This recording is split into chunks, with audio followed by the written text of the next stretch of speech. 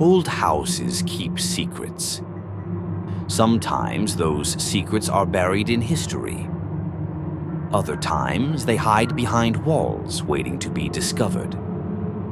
What started as a desperate purchase of an old house quickly turned into a nightmare.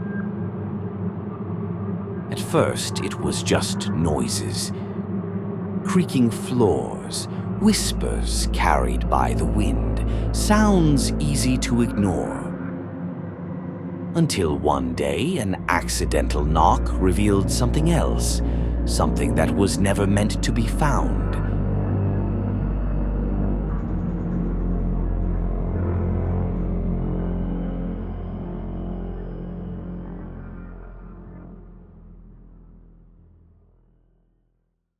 He bought an old house last year, one of those creaky, too cheap to make sense deals that clearly had a history.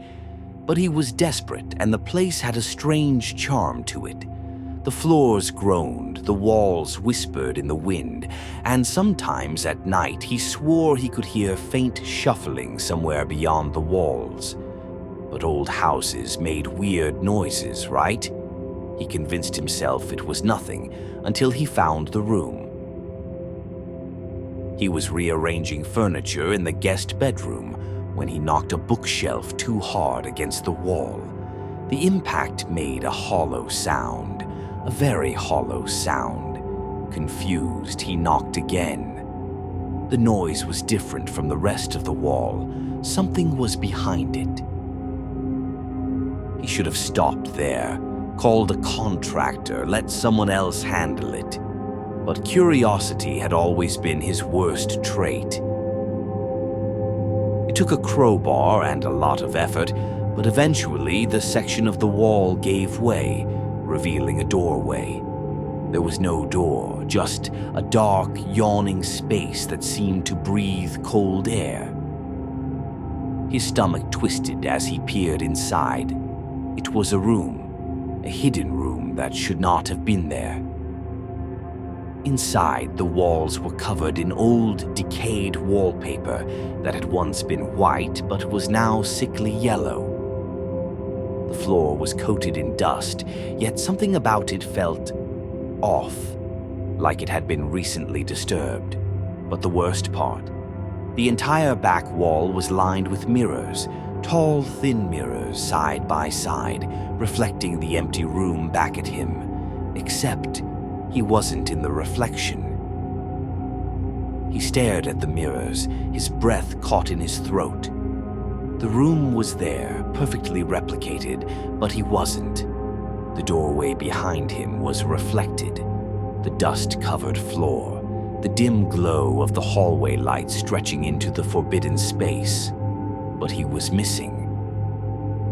His legs locked in place as his mind struggled to rationalize what he was seeing. Maybe the mirrors were dirty. Maybe the angle was weird. Maybe. Then something moved, not in his reality, in the reflection. He saw it, a figure stepping into the room. It moved cautiously, its posture eerily familiar, as if it was the one discovering the room for the first time. And then it stopped, right where he was standing. His breath hitched, and the air in the room seemed to thin. He wanted to run, but his body refused to obey. The figure in the mirror slowly lifted its head. He couldn't make out a face, just a horrible absence where one should be. Then, as if noticing his presence, it tilted its head, and then it smiled. A grotesque, jagged grin that stretched impossibly wide. He stumbled backward, crashing into the wall behind him. The sound must have startled the thing, because its head snapped toward him, though he wasn't in the reflection. But somehow it knew he was there.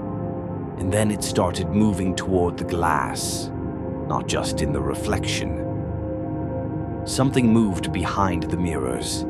He heard the faintest scrape of something pressing against the other side, a soft, deliberate sound, like fingers dragging against the glass, testing for weakness. He ran.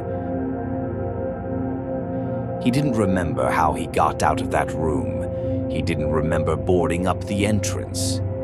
But he must have, because when he came back to his senses, he was standing in the hallway, hammer in hand, breath coming in ragged gasps.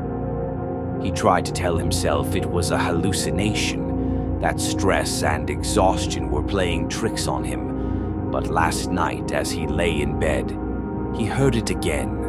The shuffling, the soft, patient scrape of something dragging its fingers along the wall, testing, waiting. And when he worked up the courage to glance at the mirror across his bedroom, just for a second, he saw something impossible. The reflection of his bedroom door. It was open, but in reality, it was still shut.